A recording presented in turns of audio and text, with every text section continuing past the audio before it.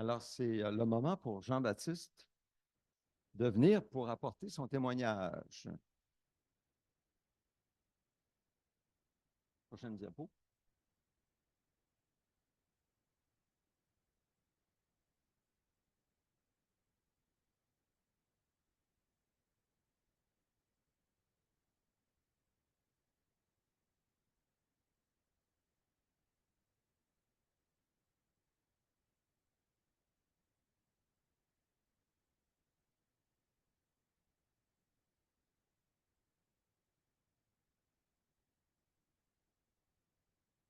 Ok, je vais avoir besoin de minutes. Oui, ça va, merci.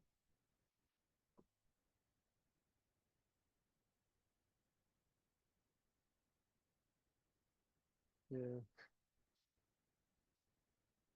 je sais pas, c'est enregistré? C'est pas enregistré. Ah, c'est enregistré. Est-ce qu'elle veut le filmer? Vous pouvez le filmer si vous voulez. Vous pouvez le filmer plusieurs fois, en fait. Ok, c'est pour partager. Ok, oui, non, très bien. Bonjour à tous. Merci à tous d'être là déjà. Ça me fait vraiment chaud au cœur. Donc, moi, je suis né en France. Je suis le sixième d'une famille de 8 enfants. Mes parents sont là aujourd'hui. Et mes parents se sont convertis quelques années avant ma naissance. Donc, j'ai grandi en entendant l'histoire de la Bible et puis le message de l'Évangile. Donc, j'ai été éduqué selon les principes chrétiens. Donc, j'allais le dimanche à l'église. Je participais à l'école du dimanche. À la maison, on chantait avant de manger. On priait, enfin, on faisait des chants. Il y avait une journée de chant souvent à la maison en famille. Puis donc, aussi, on avait l'habitude de prier avant de dormir. Et donc, j'ai grandi de manière normale, un enfant classique, on va dire. Et puis, arrivé à l'équivalent vers 11 ans, au collège, l'équivalent du secondaire ici, je suis tombé sur des nouvelles fréquentations et on va dire que j'étais quelqu'un de très timide et puis de très influençable. Donc, ces fréquentations-là n'ont pas forcément une bonne influence sur moi. Et j'ai commencé à pousser à découvrir l'alcool, le cannabis, mais aussi la pornographie, même le vol. J'étais poussé à faire des choses comme ça et qui allaient complètement contre ma conscience, mais j'étais tellement ce besoin d'appartenir à ce groupe-là de copains, que je pensais être des amis, mais en fait qui n'étaient pas des très bons amis, que j'ai fait toutes sortes de choses comme ça dont je ne suis pas fier. Donc je m'éloignais clairement des enseignements que mes parents m'avaient donnés. Donc ça, c'est ça, 11, 12, 13 ans. Et puis, forcément, je m'éloignais aussi de l'église et petit à petit, ça devenait comme quelque chose, comme une corvée quelque part, quelque chose une contrainte pour moi d'aller à l'église le dimanche matin. Puis en grandissant, c'est vrai que je pense que je m'étais désensibilisé en tant qu'enfant de chrétien qui avait toujours entendu parler de la Bible. Je m'étais désensibilisé en fait à ce que j'entendais, et puis c'est comme si ça sonnait creux dans ma tête. C'est comme si j'étais plus touché par ce que j'entendais, c'est ça. Comme des phrases toutes faites quelque part. Donc je dirais pas que je croyais plus en l'existence de Dieu, mais c'est ça que je voyais. Plus que la mise en pratique des préceptes qu'il m'était enseignés, c'était synonyme de contrainte puis de renoncement à des plaisirs. Puis ça, j'étais pas capable à ce moment-là d'y renoncer, quoi. Même si j'avoue que j'ai toujours cru aussi en observant la nature autour de moi, ça m'a toujours confirmé que Dieu existait, quelque part, dans ce sens-là. Puis donc, j'ai grandi, c'est ça, euh, en m'éloignant clairement de Dieu. Je faisais des soirées avec les copains bien arrosés. Donc, le samedi soir, c'est ça, on passait beaucoup de temps à boire beaucoup d'alcool, à mal terminer d'ailleurs, dans un sale état. Et puis donc, c'est ça, ça devenait vraiment difficile de venir le dimanche matin à l'église. Je veux dire qu'il y a deux événements qui ont marqué vraiment ma jeunesse, on va dire, en tant que jeune adulte. La première, c'est en sortant d'un concert de musique avec des copains. On a été sauvagement agressés, gratuitement comme ça. Moi, j'ai terminé aux urgences. C'était très violent, très violent. Et donc, suite à ça, j'ai développé vraiment une grande anxiété. J'avais vraiment une peur, une angoisse de sortir le soir dans la ville où j'habitais. J'avais vraiment cette peur-là qui m'habitait, de toujours tomber sur quelqu'un qui pourrait enfin, retomber sur des gens et que ça puisse se reproduire. Donc j'étais vraiment pas mal terrorisé. Et puis ça restait en moi. Et puis on va dire qu'avec le temps qui passait, j'ai vraiment développé comme une haine viscérale de ces personnes-là qui m'avaient agressé. C'est-à-dire que je refaisais le film dans ma tête, puis je m'imaginais vraiment leur faire beaucoup de mal à ces gens. Vraiment, j'avais vraiment de la haine pour ces gens-là. Et je les repassais des heures et des heures, et ça revenait très souvent dans mon esprit. Et, euh, et ça ne me faisait pas du bien, en fait. Je pensais que ça me ferait du bien d'imaginer qu'ils soient punis, en fait, pour ce qu'ils m'avaient fait, et puis que moi, je sois vraiment l'instrument de la punition. Et en fait, non, ça me faisait jamais de mal parce que ça revenait régulièrement dans mon esprit. Donc, il y a eu cet événement-là qui m'a marqué. Il y a eu un deuxième événement quand j'avais 25 ans. Excusez-moi. J'ai perdu mon meilleur ami en moto. Et ça m'a vraiment bouleversé. On se connaissait depuis très longtemps. Il était jeune papa. Enfin, ça m'a beaucoup touché. Mais au lieu de dire de réaliser que ma vie, elle tenait pas à grand-chose du tout, ça aurait pu m'arriver à moi, ça aurait pu arriver à n'importe qui, bah, au lieu de réaliser ça, de me dire, bah, avoir un déclic, c'est pas ça qui s'est passé dans ma vie. C'est comme si ça avait été pire. J'ai enchaîné les soirées à bord, les soirées arrosées. J'ai enchaîné des relations avec des filles sans engagement, sans rien. Puis, c'est ça. Vraiment, je faisais du mal autour de moi, mais je sais pas. Je me souciais pas tellement des conséquences de mes actes sur les gens autour de moi. J'étais très égoïste finalement. Puis j'avais une tendance aussi, une grosse tendance à toujours me trouver des excuses quand je faisais du tort. C'était toujours oui, mais j'ai dit bon, bonne circonstance, oui, mais c'est parce que si, c'est parce que ça. C'est ça. J'avais toujours des excuses.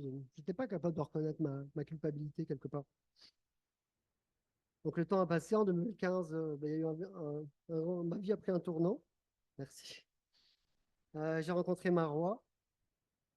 Donc bah, ça a été différent. Tout de suite, quelque chose, une relation vraiment qui, je l'ai aimée. Je suis tombé amoureux d'elle et puis on a emménagé.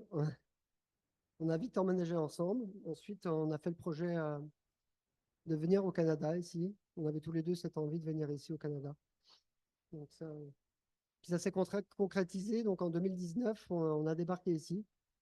On est arrivé à Sherbrooke. Et puis, dans mon travail, dans le cadre de mon travail, j'ai rencontré une collègue qui s'avérait qu'elle était chrétienne, qui fréquentait une église, donc à Sherbrooke. Donc, ça m'a donné la curiosité d'aller voir comment ça se passait. J'ai eu le goût de retourner parce que ça faisait vraiment longtemps que je n'étais pas allé dans une église. Et j'ai eu vraiment à cœur de retourner voir. Puis j'y suis allé, on y est allé, et puis ça m'a fait beaucoup de bien. J'y suis retourné plusieurs fois, puis je sentais que ça me faisait du bien. Et puis donc, un jour, il y a le message du pasteur qui m'a vraiment touché. Il parlait de ce passage que je vais vous lire dans Luc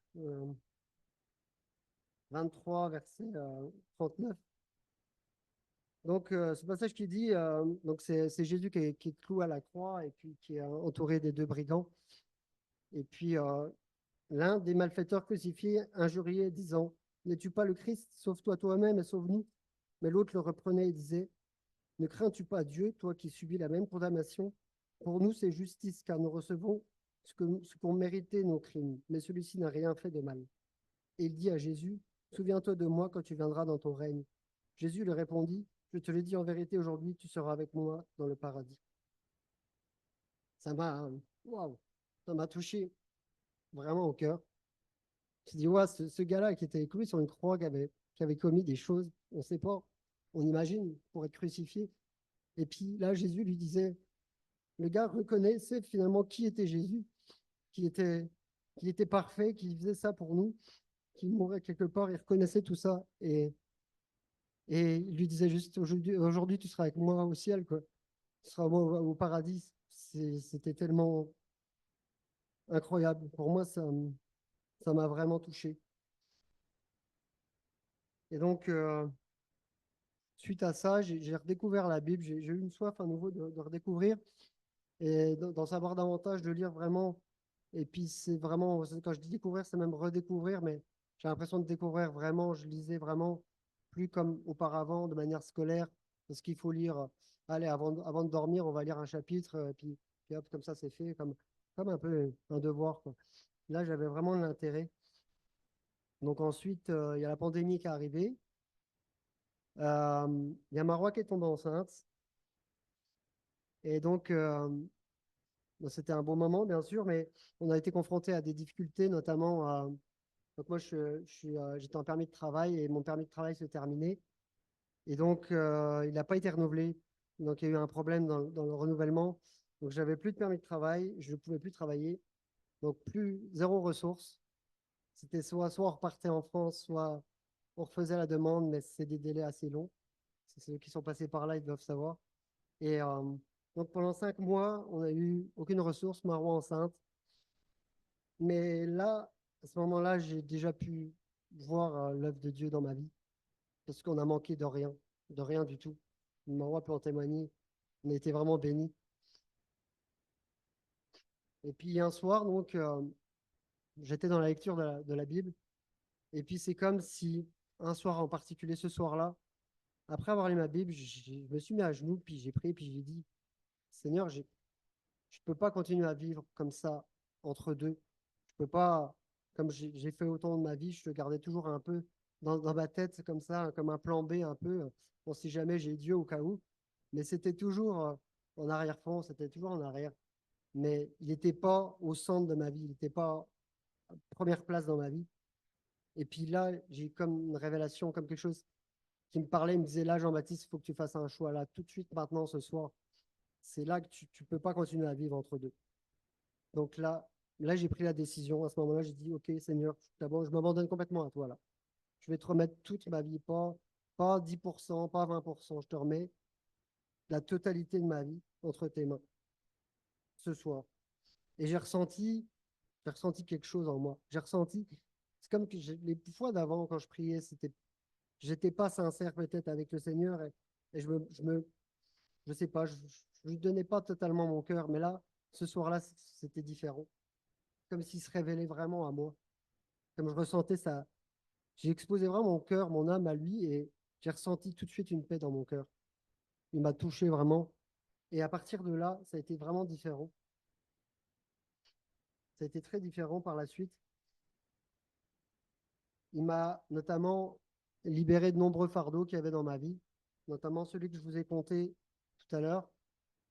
J'ai été capable de pardonner aux gens qui m'avaient agressé, mais vraiment pardonner. J'avais jamais eu cette capacité auparavant. Il y avait toujours, ça revenait sans cesse. Puis j'avais toujours cette rancœur, cette haine qui restait. Et là, il m'a libéré de ça. À la seconde, j'ai pardonné à ces gens. J'ai même été capable de prier pour eux. Et moi, je dis, mais je n'aurais jamais été capable par moi-même de faire une chose pareille. Des gens qui vous agressent sauvagement, vous font du mal gratuitement. On n'est pas capable humainement de pardonner comme ça. Et j'ai été capable. J'ai expérimenté vraiment le pardon de Jésus. Ça m'a vraiment quitté. C'est comme un gros poids que je perdais. Puis il y a vraiment une paix en moi. Puis du coup, ça a eu des conséquences aussi dans ma vie. Donc, j'ai arrêté de boire à l'excès, évidemment. C'est beaucoup plus raisonnable de regarder des sortes de films ou de séries, toutes sortes de choses qui m'apportaient rien dans ma vie, qui me nourrissaient pas. J'ai arrêté ça et j'étais plus capable de regarder ces choses-là. Il y a quelque chose qui m'arrêtait tout de suite. Et puis, j'étais beaucoup addict aux réseaux sociaux. Je passais des heures par jour à un moment donné, surtout pendant la pandémie, à regarder plein de vidéos de toutes sortes, peu importe. Et il m'a coupé de ça. J'ai réussi à dire stop à tout ça, à m'arrêter et puis à passer du temps avec lui. Donc, par la suite, tout ça, ça a comme évolué dans mon esprit. Puis, que par avant, j'étais dans une optique, je n'ai pas besoin d'église, je peux vivre ma voix. Voilà, il y a Dieu, je suis là, et puis je peux vivre ma relation tout seul avec lui, j'ai pas besoin des autres. Mais Dieu, là, il m'a parlé, et puis il m'a dit non, comme une braise qu'on laisserait toute seule hors du feu. Je vais m'éteindre là tout seul. Si je continue comme ça, je peux pas. je peux pas survivre en tant que chrétien. Donc j'ai essayé plusieurs églises. Et puis à un moment donné, c'était un peu loin de chez nous aussi. Puis je suis tombé sur Google sur l'église du Berger, qui est bien noté d'ailleurs. Quand même. Et puis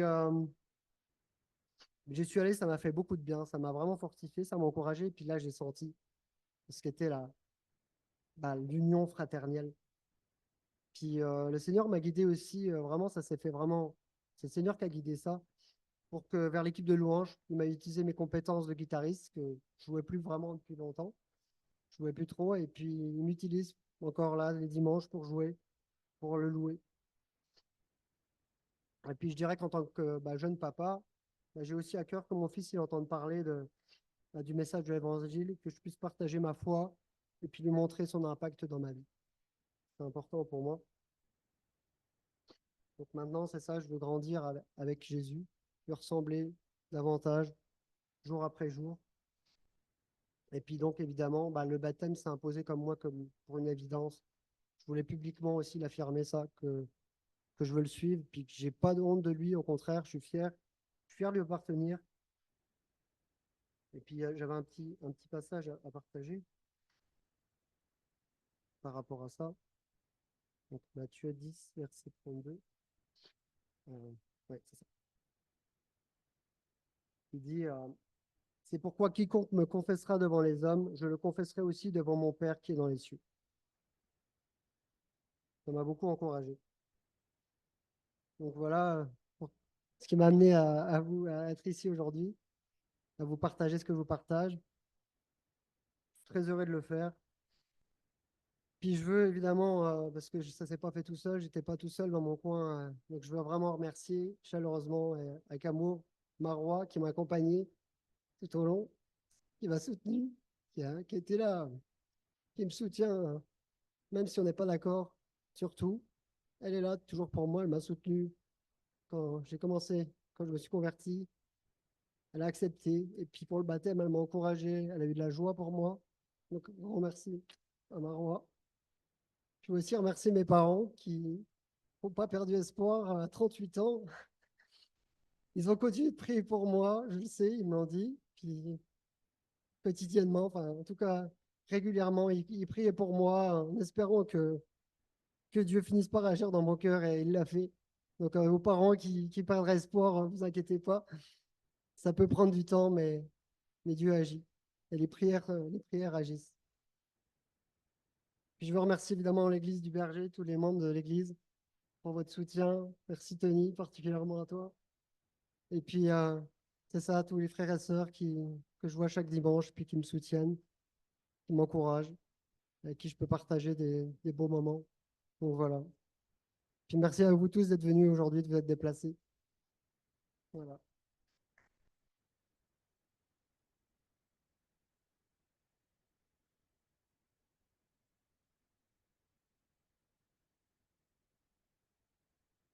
Merci Jean-Baptiste. Alors, je pense que Tony, si tu veux peut-être aller avec Jean-Baptiste et son papa pour montrer un peu euh, où aller, puis peut-être prendre ce côté-là, puis se préparer pour euh, le baptême dans l'eau. Pendant ce temps-là, je vais donner quelques explications un peu du sens du baptême.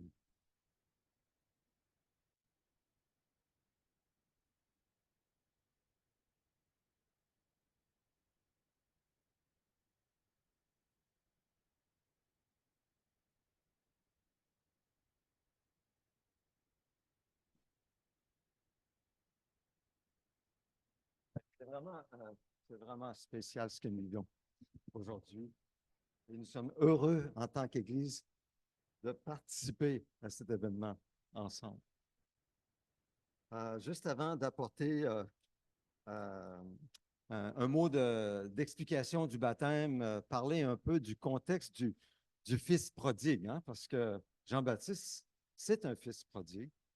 Alors, j'ai pensé à inviter David, qui, lui aussi, est un fils prodigue à quelque part, de nous lire la lecture, de nous faire la lecture de la parabole du fils prodigue dans Luc au chapitre 15.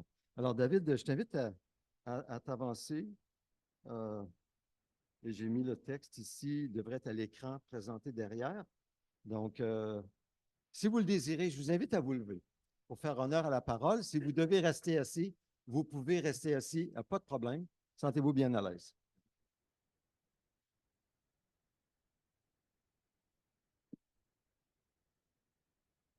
Il dit encore, un homme avait 2 fils. Le plus jeune dit à son père, mon père, donne-moi la part de l'héritage qui doit me revenir. Le père leur partagera alors ses biens.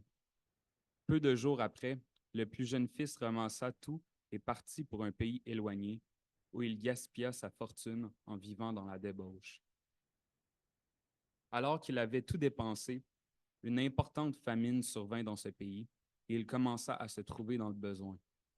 Il alla se mettre au service d'un des habitants du pays, qui l'envoya dans ses champs garder les porcs. Il aurait bien voulu se nourrir des caroubes que mangeaient les porcs, mais personne ne lui en donnait. Il se mit à réfléchir et s'est dit, combien d'ouvriers chez mon père ont du pain en abondance, et moi ici, je meurs de faim. Je vais retourner vers mon père et je lui dirai, Père, j'ai péché contre le ciel et contre toi. Je ne suis plus digne d'être appelé ton fils. Traite-moi comme l'un de tes ouvriers. Il se leva et alla vers son père. Alors qu'il était encore loin, son père le vit et fut rempli de compassion. Il courut se jeter à son cou et l'embrassa. Le fils lui dit, Père, j'ai péché contre le ciel et contre toi. Je ne suis plus digne d'être appelé ton fils. Mais le père dit à ses serviteurs, apportez vite le plus beau vêtement et mettez-le lui. Passez-lui un anneau au doigt et mettez-lui des sandales aux pieds. Amenez le veau qu'on a engraissé et tuez-le. Mangeons et réjouissons-nous, car mon fils que voici était mort, et il est revenu à la vie. Il était perdu, et il est retrouvé. Ils commencèrent à faire la fête. Or, le fils aîné était dans les champs. Lorsqu'il revint et approcha de la maison, il entendit la musique et les danses. Il appela un des serviteurs et lui demanda ce qui se passait. Le serviteur lui dit, ton frère est de retour et ton père a tué le veau engraissé parce qu'il l'a retrouvé en bonne santé. Le fils aîné s'est mis en colère et il ne voulait pas entrer. Son père sortit, le suppliait d'entrer, mais il répondit à son père, voilà tant d'années que je suis à ton service sans jamais désobéir à tes ordres, et jamais tu ne m'as donné un chevreau pour que je fasse la fête avec mes amis. Mais quand ton fils est arrivé, celui qui a mangé tes biens avec des prostituées, pour lui, tu as tué le veau engraissé. Mon enfant, lui dit le père, tu es toujours avec moi, et tout ce que j'ai est à toi. Mais il fallait bien faire la fête et nous réjouir parce que ton frère, que voici, était mort, et il est revenu à la vie. Il était perdu, et il est retrouvé.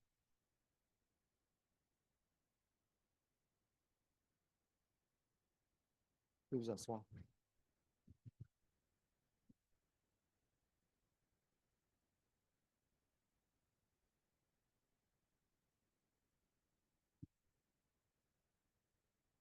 Je remercie Jean-Baptiste pour son témoignage qui souligne la grâce de Dieu envers le Fils prodigue. Le Fils qui s'est éloigné pendant des années, qui a vécu loin de ce qu'il avait reçu à la maison, qui a dilapidé ses biens, des fois il dilapide sa santé, il n'y en a pas beaucoup parlé, mais qui, par la grâce de Dieu, se met à réfléchir. Il se met à réfléchir. Et là, il se détourne de soi-même, de lui-même. Et là, il se dit, mais je serais mieux chez mon père comme un ouvrier. Alors, il prend la décision, je retournerai chez mon père. Et il part. Il se dirige vers son père. Il quitte son monde et il s'en va vers son père. Et son père, rempli de compassion, l'attend. L'attend. Et il court. À l'époque, il y avait des robes. Il court. vraiment pas approprié dans la culture de l'époque, je ne développerai pas davantage. Mais il court vers son fils et il l'embrasse. Bienvenue à la maison, mon fils. C'est l'histoire du fils prodigue. Partie A, la première partie. Alors, nous voyons la grâce de Dieu dans la vie du rebelle qui se met à réfléchir, qui prend la décision de revenir à la maison et qui passe à l'action. Voyez-vous, la grâce de Dieu, elle est lorsqu'il se met à réfléchir. Le baptême d'eau illustre bien ce retour décisif à Dieu et cet engagement à vivre la vie nouvelle dans l'union avec Jésus-Christ. Qu'est-ce que le baptême d'eau? Le baptême d'eau, c'est un geste extérieur, un geste qu'on va voir, on va peut-être un peu même l'entendre, mais d'une réalité intérieure, invisible. Donc, c'est quelque chose de visible qui illustre et qui témoigne de quelque chose, une réalité intérieure, invisible. Et c'est l'engagement public d'une bonne conscience devant Dieu. La bonne conscience d'un cœur touché, transformé par l'Esprit de Dieu, pardonné, lavé de ses péchés, c'est le témoignage public d'un cœur qui a été touché et pardonné et transformé par Dieu. Au début de l'Église, les disciples ont suivi l'ordre de Jésus de baptiser, de faire des disciples et de les baptiser. Faites des disciples, baptisés, plongez dans l'eau. Alors évidemment, c'était des adultes à l'époque. Et nous, dans notre Église, dans nos églises, nous baptisons les adultes parce que nous voyons que c'est comme ça que ça se passait dans le Nouveau Testament. Les gens venaient à la foi et vu que c'est un geste extérieur pour exprimer une réalité intérieure, alors nous suivons cette approche de témoigner publiquement par un geste extérieur ce qui s'est passé à l'intérieur.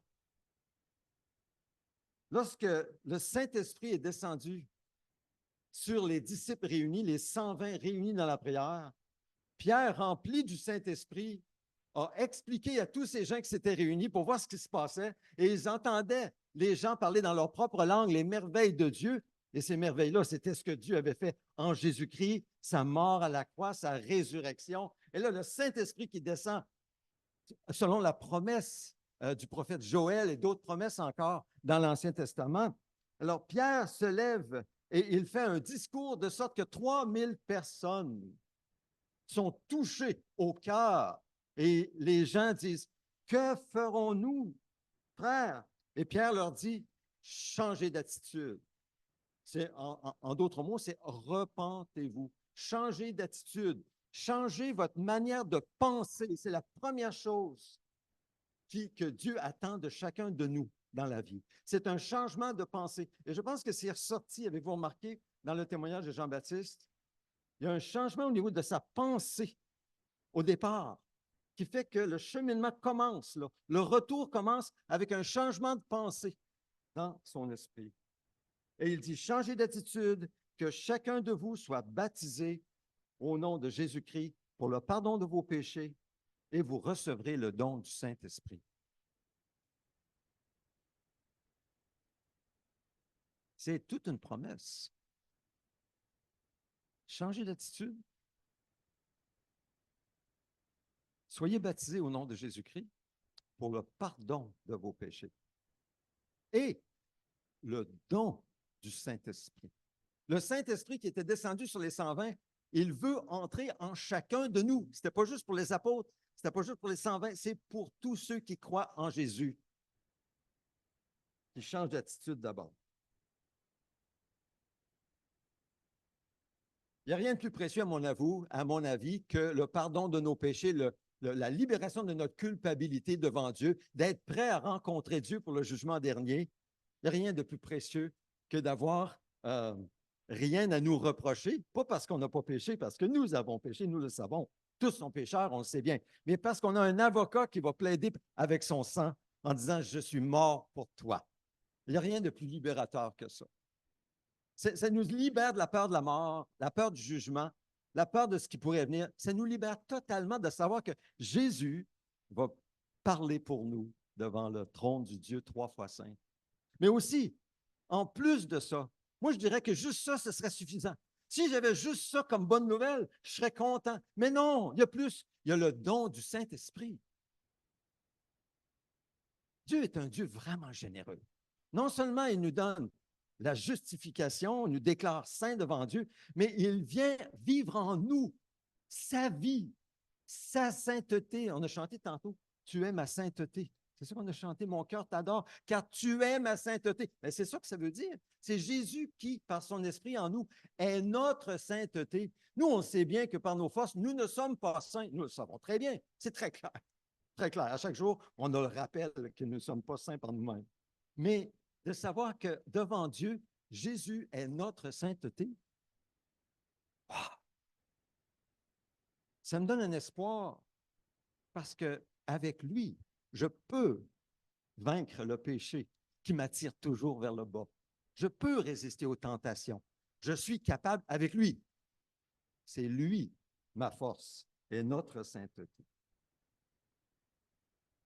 Donc, ce changement d'attitude qui commence conforme à la volonté de Dieu, ce commencement à réfléchir pour revenir à Dieu, pour passer de nos propres œuvres afin de mériter, de nos propres œuvres, de faire nos efforts pour plaire à Dieu, quand on passe de nos œuvres à celles de Jésus, eh bien, c'est le début du salut. C'est le salut, c'est le chemin vers le salut en Jésus-Christ, la libération et la vie éternelle. Et ce changement intérieur, ça s'effectue par le moyen de la foi en Christ. Parce que ce n'est pas le baptême dans l'eau qui sauve, c'est le baptême que Jésus opère dans le cœur du croyant, le baptême du Saint-Esprit qui sauve. C'est un acte intérieur, parce que la nature humaine ne peut rien faire pour se sauver elle-même. Elle en est incapable, incapable à cause du péché qui est en nous. Nous le savons. La prochaine diapo, nous le voyons que Paul dira aux Éphésiens, en effet, c'est par la grâce que vous êtes sauvés, par le moyen de la foi, et cela ne vient pas de vous. C'est le don de Dieu. Ce n'est pas par les œuvres, afin que personne ne puisse se vanter. En réalité, c'est lui qui nous a fait, nous avons été créés en Jésus-Christ pour des œuvres bonnes que Dieu a préparées d'avance afin que nous les pratiquions. Alors, vous voyez, tout est par grâce. Nous sommes sauvés par grâce, par l'œuvre. Nous sommes sauvés par l'œuvre. En fait, des fois, on dit qu'on n'est pas sauvés par les œuvres. Ce que nous voulons dire, c'est que nous ne sommes pas sauvés par nos œuvres, mais nous sommes sauvés par l'œuvre de Jésus. Jésus a vécu la vie d'un homme pur et sans souillure. Jésus est allé jusqu'à la croix et volontairement a donné sa vie pure et sans souillure à notre place, en devenant péché pour nous, en recevant sur lui la punition qui nous revenait. Jésus, son œuvre nous sauve.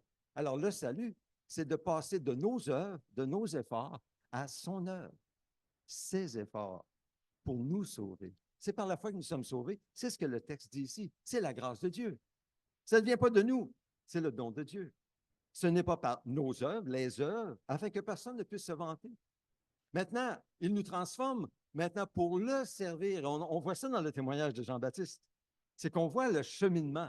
À la fin, il veut servir. Et le fait qu'il obéit à la parole de Dieu en acceptant de se faire baptiser, il le fait pour le Seigneur comme un acte de foi et d'obéissance au Seigneur.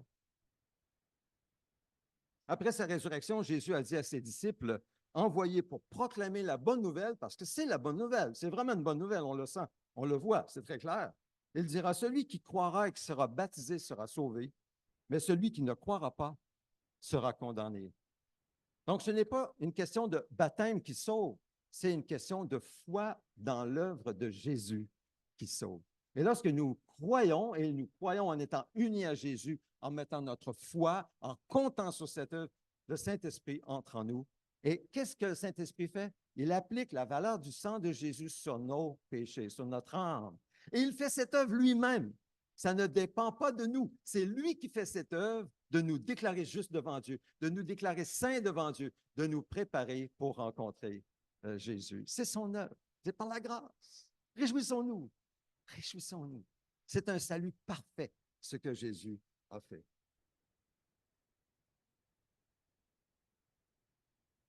Le baptême, c'est un signe extérieur de notre union à Jésus-Christ. La prochaine diapo, Paul dit, « Ignorez-vous que nous tous qui avons été baptisés en Jésus-Christ, c'est en sa mort que nous avons été baptisés. Par le baptême en sa mort, nous avons donc été ensevelis avec lui, afin que comme Christ est ressuscité par la gloire du Père, de même nous aussi nous menions une vie nouvelle. En effet, si nous avons été unis à lui par une mort semblable à la sienne, nous le serons aussi par une résurrection semblable à la sienne. » Ce texte explique ce que le baptême signifie. C'est une immersion spirituelle dans la mort de Jésus-Christ, un ensevelissement avec lui. Tout à l'heure, il va être plongé dans l'eau pour illustrer cela. Pourquoi on plonge dans l'eau? Ça parle de l'immersion spirituelle dans la mort de Jésus. On ne vit pas dans l'eau et il ne restera pas dans l'eau. Il va sortir de l'eau. Sinon, il mourrait là dans l'eau, on le sait bien. Alors, il est immergé dans la mort de Jésus. Cette union va jusque-là. Un ensevelissement avec lui dans son tombeau. Une union spirituelle dans sa mort qui est suivie d'une résurrection quand il sort de l'eau, qui symbolise la résurrection spirituelle avec un nouvel être en lui, c'est le Saint-Esprit qui habite en lui pour vivre la vie de Christ en lui. C'est ça la nouvelle naissance et c'est ce que le baptême dans l'eau symbolise, illustre, démontre publiquement. Cette vie nouvelle, c'est rien de moins et rien de plus que le Saint-Esprit lui-même qui vient maintenant vivre sa vie en nous, par la foi. Et nous grandissons dans cette marche avec le Saint-Esprit en suivant ce que le Saint-Esprit nous montre dans sa parole, la Bible, et aussi lorsque nous sommes à son écoute pour lui obéir de façon soumise à lui. C'est la vie nouvelle, c'est la vie chrétienne normale, c'est la vie de l'Esprit en nous. Jésus l'a dit à Nicodème lorsqu'il a dit, « En vérité, je te le dis, à moins de naître de nouveau ou d'en haut, personne ne peut voir le royaume de Dieu. En vérité, je te le dis, à moins de naître d'eau et d'esprit, on ne peut entrer dans le royaume de Dieu. Ce qui est né de parents humains est humain, ce qui est né de l'esprit est esprit. Ne t'étonne pas que je t'ai dit, il faut que vous naissiez de nouveau. » Donc, cette nouvelle naissance, c'est la naissance de l'esprit, c'est ce qui est nouveau, ce n'était pas là avant, c'est créé par l'esprit en nous, par le moyen de la foi, et c'est ce qui est illustré dans le baptême. Le retour du Fils prodigue à la maison du Père, c'est en quelque sorte une nouvelle naissance. Puisque le Père dit dans la parabole, avez-vous remarqué, « Mon fils que voici était mort, il est revenu à la vie. » Hein? Il était mort, il est revenu à la vie. C'est une nouvelle naissance de la mort à la vie.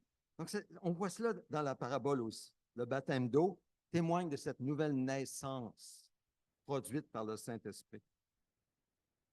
Donc, nous sommes, par le Saint-Esprit, lorsque nous mettons notre foi en Jésus, de nouvelles créatures. La Bible dit, « Et vous n'avez pas reçu un esprit d'esclavage pour être encore dans la crainte, mais vous avez reçu un esprit d'adoption par lequel nous crions « Abba, Père ». C'est un nouvel esprit qui n'était pas là avant. Un nouvel esprit qui fait que nous crions à Dieu, Papa. La Bible dit aussi, si quelqu'un est en Christ, il est une nouvelle créature.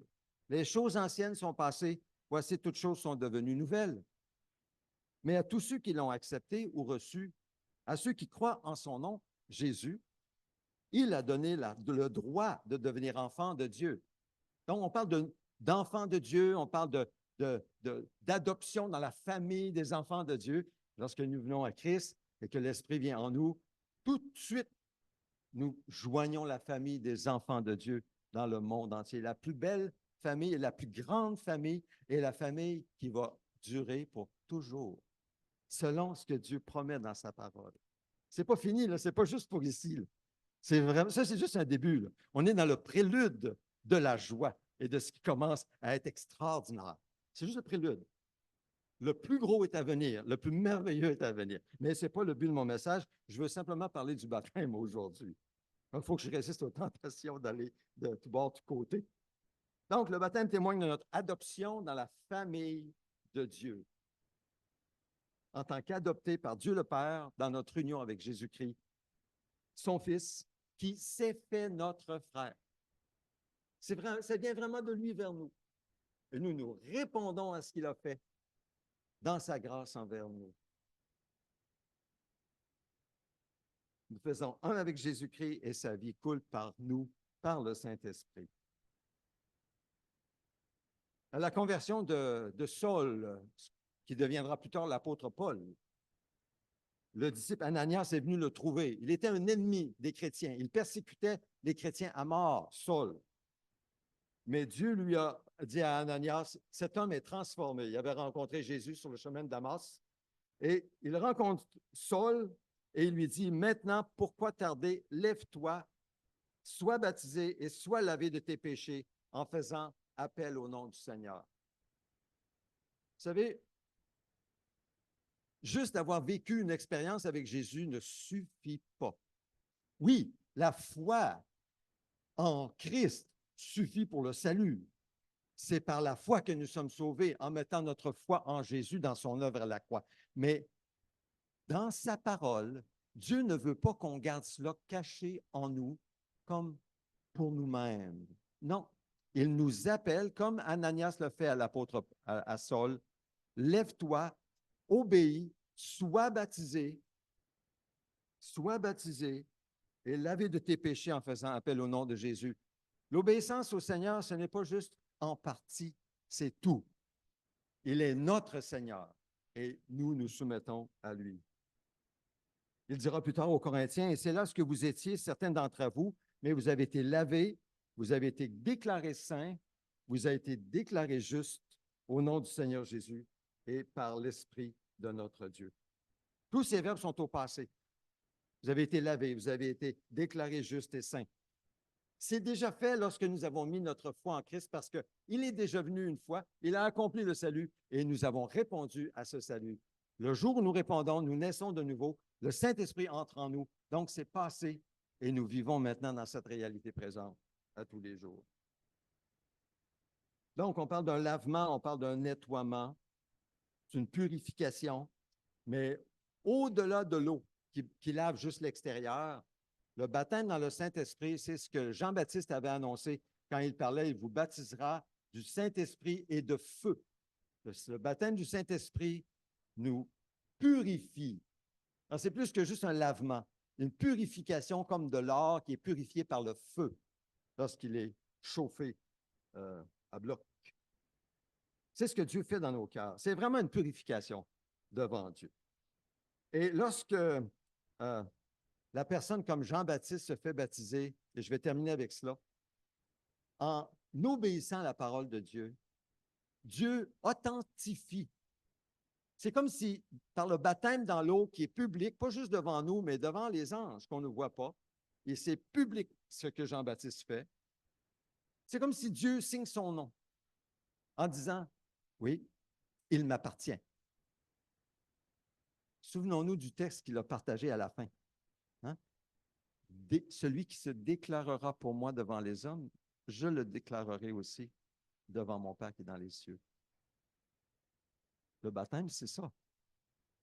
Et lorsque nous nous déclarons par le baptême dans l'eau, démontrant que nous avons cru, nous allons jusque-là pour déclarer notre appartenance à Jésus. C'est comme une signature de Dieu. Oui, il m'appartient. Donc, ne résistez pas à l'appel de Dieu sur votre vie pour que vous soyez baptisés en témoignant de votre foi dans le Seigneur Jésus. Faites-le lorsque vous êtes prêts, mais faites-le. Faites-le. C'est un geste d'obéissance et de foi dans votre Seigneur et Sauveur, Jésus-Christ. Amen. Le dernier texte, on peut aller à la dernière phrase, puis j'aimerais qu'on regarde ce dernier texte. Continue ici. Et c'est peut-être un appel pour vous. Jésus est peut-être à la porte de votre cœur. Il n'est pas encore dans votre cœur, mais il frappe à votre porte. puis vous le savez. Jésus dit, « Voici, je me tiens à la porte et je frappe. Si quelqu'un entend ma voix et ouvre la porte, c'est à nous à ouvrir la porte. » Il n'y a pas cette attitude en disant, « Bon, il sait qu'il entre. » Non, non. Il s'attend à ce que vous ouvriez la porte. C'est entre vous et Dieu. Dites-lui, « Seigneur, je t'ouvre ma porte. Je te fais confiance. » Et promets Jésus, j'entrerai chez lui, à l'intérieur de sa maison, son cœur, son intimité. Je souperai avec lui et lui avec moi. Je souperai, ça veut dire j'entretiendrai une relation. Il y a bien des choses que je ne comprends pas, Seigneur. C'est correct. Je ne suis pas prêt à être baptisé. Il n'y a pas de problème. Laisse-moi entrer, je vais souper avec toi, je vais en parler avec toi. Ouvre-moi la porte de ton cœur. Je vais entrer, on va en parler. Écoute-moi. Je parle dans ma parole. Lis ma parole dans les évangiles. Je parle là, dans les épîtres. On va juste souper ensemble. Donne-moi l'occasion de parler avec toi. Donne-moi l'occasion de t'expliquer ma parole. Ouvre-moi ton cœur. C'est tout ce que je demande. Ouvrons notre cœur au Seigneur.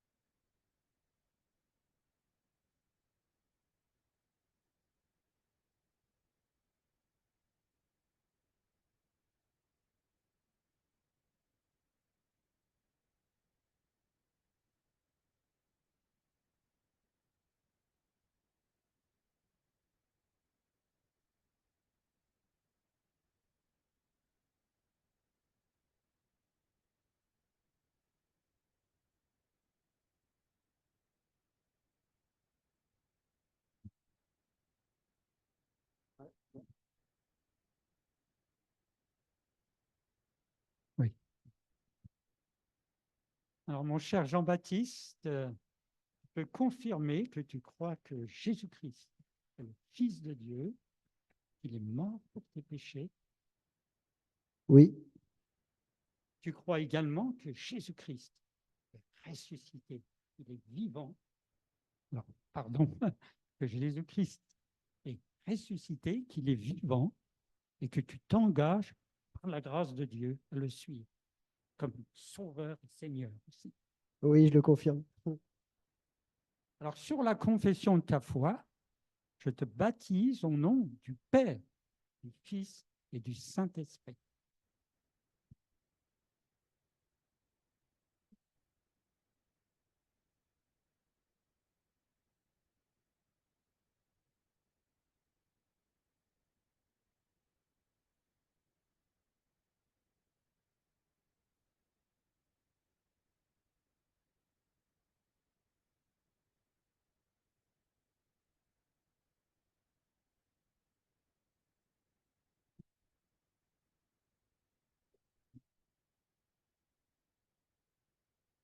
Dans mon cœur, j'ai choisi de suivre Jésus-Christ.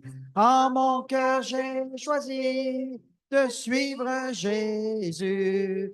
En mon cœur, j'ai choisi de suivre Jésus-Christ. Oui, pour toujours, oui, pour toujours. Oh, mes amis s'en vont, qu'importe, moi j'irai. Si mes amis s'en vont, qu'importe, j'irai. Si mes amis s'en vont, qu'importe, moi j'irai. Oui, pour toujours, oui, pour toujours. Au monde, je dis non. Joyeux, je prends ma croix. Au monde, je dis non. J'accepte la croix. Au monde, je dis non. Joyeux, je prends ma croix. Oui, pour toujours. Oui, pour toujours. Oui, pour toujours. Oui, pour toujours. Amen. Je pense que c'était le choix à Jean-Baptiste. Je pense que c'est très révélateur de son témoignage. Hein? Vous pouvez vous asseoir juste avant de laisser la parole à Claude. Juste pour vous dire, le papa m'a demandé combien de temps je dois le laisser en dessous de l'eau. Moi, j'ai dit, il faut qu'il meure. Hein? C'est ça que ça dit dans le baptême. Il faut que ça meure puis ça ressuscite. Non, non, sérieusement. Je n'ai pas été trop cochon. C'était correct.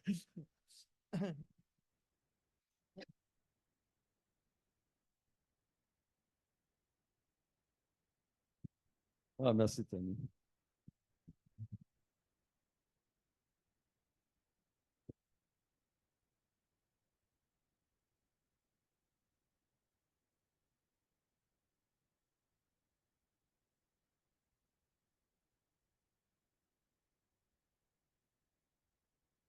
Si vous avez ouvert votre cœur à Jésus, Jésus a tenu parole. Il est entré en vous. Son esprit est entré en vous. Et il ne vous quittera jamais. Il ne vous abandonnera jamais. Il est fidèle. Et il est capable de tenir sa promesse. Alors, si vous l'avez reçu, que ce soit aujourd'hui ou il y a des années, nous allons ensemble partager le repas de communion. Ça, c'est le deuxième signe extérieur d'une réalité intérieure. Mais ça parle non pas d'une naissance comme le baptême, ça parle de notre croissance, ça parle de notre dépendance à chaque jour du pardon de Jésus et de sa nourriture, sa parole dans nos vies. L'homme ne vivra pas de pain seulement, mais de toute parole qui sort de la bouche de Dieu. Je vais aller prendre maintenant un moment de silence. Je vous invite à fermer les yeux si vous le voulez. Vous pouvez garder les yeux ouverts. Mais parlez à votre Seigneur dans votre cœur. Confessez-lui ce qu'il vous montre. Reconnaissez-le et demandez-lui la force de renoncer et abandonner. Faites le mouvement, comme on l'a vu tout à l'heure. Réfléchissez, prenez la décision, levez-vous et allez dans une vie sainte. Alors, prenons un moment de silence.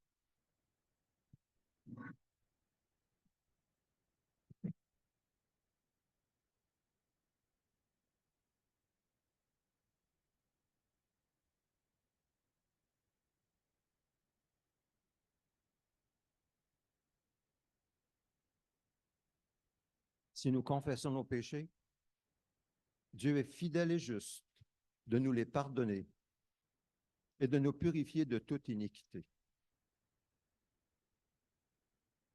Seigneur, merci pour la justice accomplie par Christ et merci pour ta fidélité à pardonner nos péchés à chaque fois que nous te les confessons.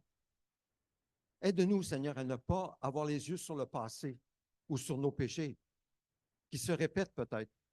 Non, aide-nous à garder nos yeux sur toi, car c'est toi notre berger. C'est toi qui mérite notre attention, pas nous-mêmes ou nos fautes. Alors, Seigneur, aide-nous. Tu es au milieu de la table ou peut-être au bout de la table, peu importe. Tu es au milieu de nous aujourd'hui. Permets-nous de participer à ce repas de communion en ayant nos yeux sur toi, en te remerciant, en te louant et en recevant de toi ce que tu as pour nous. Au nom de Jésus, nous prions. Amen. La manière dont nous procédons ici pour le repas de communion, c'est que vous venez, vous allez au centre et c'est comme un geste où vous vous approchez du Seigneur. Ça représente le corps et le sang de Christ. Vous venez chercher une petite coupe.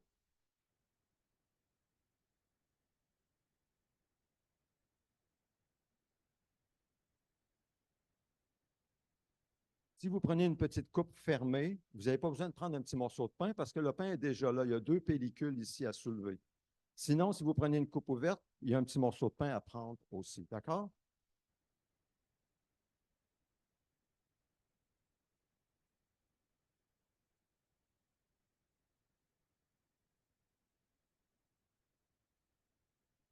La nuit où Jésus a été livré, il a dit à ses disciples, prenez, mangez, ceci est mon corps livré pour vous. Faites ceci en souvenir de moi. Il l'a rompu et le donna à ses disciples. Alors, lorsque vous êtes prêts, venez chercher une coupe, un pain, et puis allez vous rasseoir.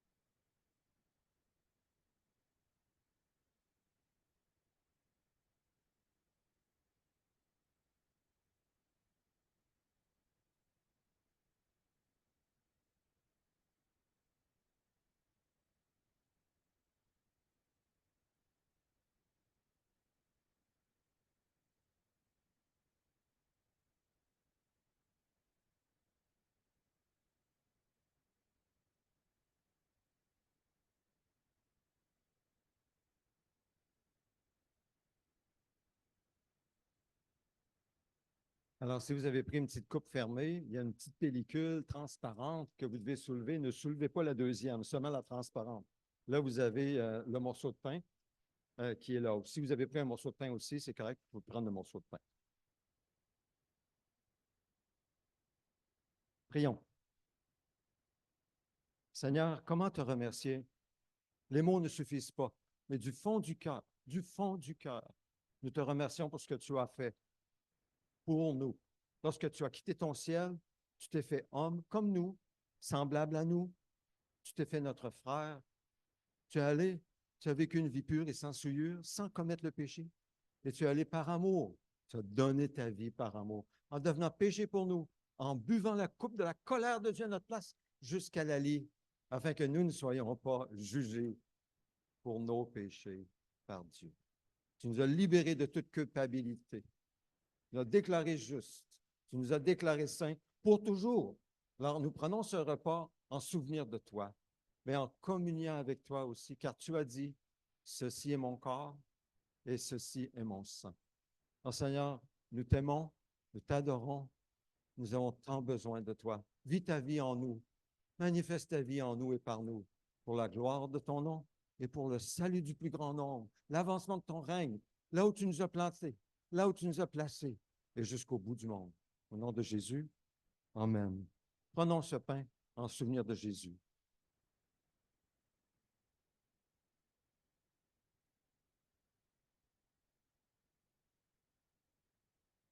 Et prenons cette coupe en souvenir de Jésus.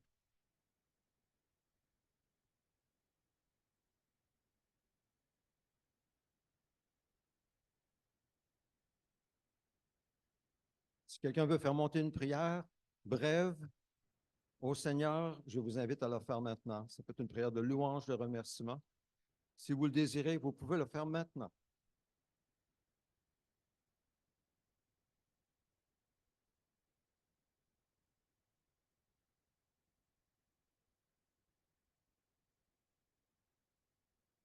Seigneur, merci d'être près de l'esprit qui est brisé, contrit. Merci d'être près du faible.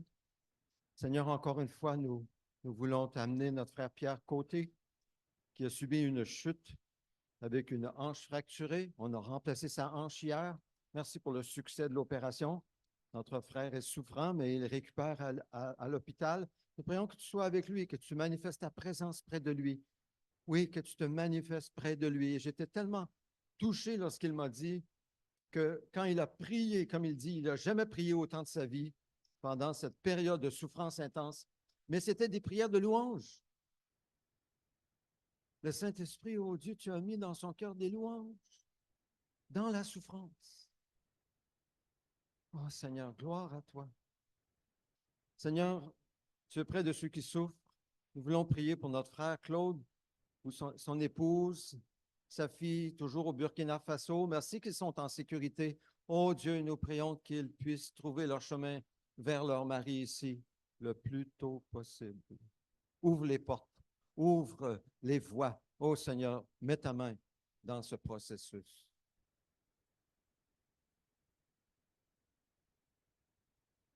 Seigneur, nous voulons aussi prier pour les pays qui sont sous la menace terroriste, le Burkina Faso, le Niger, le Cameroun, la Colombie, Haïti. Seigneur, tu connais les pays du Sahel. Seigneur, nous voulons prier en particulier pour le Niger. Nous prions que tu bénisses nos ouvriers internationaux, les Cameron, Doug et Denise. Aussi, Seigneur, les cultures des champs communautaires. Seigneur, nous prions que tu bénisses les efforts que nous avons, les petits efforts que nous avons placés là-bas et cette levée de fonds des chèvres et des boucs. Nous prions que tu touches les cœurs et tu les encourages et que des hommes viennent à toi par la suite. Seigneur, bénis les œuvres préparées d'avance que tu nous donnes et que tu donnes à notre Église sœur du Berger, comme l'Église de Lévis, Seigneur. Bénis les œuvres que tu mets dans nos cœurs afin que nous participions à ta gloire et à l'avancement de ton règne. Nous prions au nom de Jésus. Amen. Ding dong. Ça veut dire que c'est le temps de prier pour le Notre Père. Je vous invite à vous lever ensemble. La prière du Notre Père ensemble. Prions-la ensemble comme un seul homme, comme on lit dans la Bible, en pesant nos mots. Ensemble, Notre Père céleste, que la sainteté de ton nom soit respectée, que ton règne vienne, que ta volonté soit faite sur la terre comme au ciel. Donne-nous aujourd'hui notre pain quotidien. Pardonne-nous nos offenses, comme nous aussi nous pardonnons à ceux qui nous ont offensés. Ne nous expose pas à la tentation, mais délivre-nous du mal et du malin. Car c'est à toi qu'appartiennent dans tous les siècles le règne, la puissance et la gloire. Amen. Et dès le début de l'année 2024, le Seigneur a mis en nous une prière qui va avec plusieurs prières de notre Église. Je vous invite à prier cette prière. Ça peut très bien s'adapter à du berger. Ô Dieu, fais de nous un puissant phare de Dieu à Québec, éclairant les ténèbres jusqu'au Niger. Que chacun reçoive aujourd'hui la lumière de ta parole par le Saint-Esprit pour marcher par l'esprit et non la chair, louer et adorer Dieu en esprit et en vérité, afin de connaître et approfondir la vérité qui est en Jésus, dans le but de briller par le témoignage de Jésus localement et mondialement, que nous soyons consacrés, mis à part, séparés du péché, livrés à Dieu pour vivre pour Dieu en Jésus. Amen. Amen. Alors, je vous rappelle, la levée de fonds, ça s'adresse surtout à notre assemblée. Un premier montant sera envoyé au début juin, donc on peut donner jusqu'au 31 mai par des virements bancaires ou autrement. Donc, prions pour que chacun nous puissions discerner notre part. Quelques annonces, j'invite à vous asseoir. Tout de suite, je vous dis, on a acheté un beau gros gâteau, une belle collation nous attend au sous-sol. Ne quittez pas. Joignons-nous ensemble avec Jean-Baptiste qui vient justement d'arriver avec son papa, bien changé et prêt pour la collation. Mais juste avant la collation, samedi 1er juin, quelques annonces à 11 h devant l'Assemblée nationale. Marche pour la vie, pour défendre le droit de la vie humaine, de la conception jusqu'à la mort naturelle. Marche pour la vie, samedi 1er juin, Assemblée nationale. Alors, pour notre Assemblée, mardi midi, en prière de midi à 13 h sur Zoom. Mercredi soir, réunion de prière à 19 h, c'est un rappel. Jeudi soir, sur Zoom avec Fidèle, l'Épître aux Romains, chapitre 2. Et je vous informe qu'à partir de jeudi jusqu'à mercredi prochain, l'autre semaine, je serai absent. Karen et moi, nous sommes en voyage. Je vous apprécie d'apprécier vos prières pour nous. Nous allons visiter la maman de Karen. Donc, merci. Alors, prenez note que je serai absent. Si vous avez besoin de quoi que ce soit, vous faites communiquer avec un diacre. Et bon, comme on dit en bon québécois, reste donc pour la collation. Servez au sous-sol. Donc, après la bénédiction, levons-nous ensemble. Nous terminons ainsi. Recevons la bénédiction de Dieu. Parce que les sages-femmes avaient eu la crainte de Dieu, Dieu fit prospérer leur famille. Ô Dieu, développe en nous la crainte respectueuse de ton nom, de ton être suprême, du plus profond de notre cœur, mais aussi démontrer dans l'obéissance à ta parole avec respect, même quand les autres ne voient pas. Merci pour ta promesse de nous faire prospérer. Oui, nous et nos familles. Au nom de Jésus. Amen. Amen. Allez dans la paix du Seigneur. On se retrouve au sous-sol.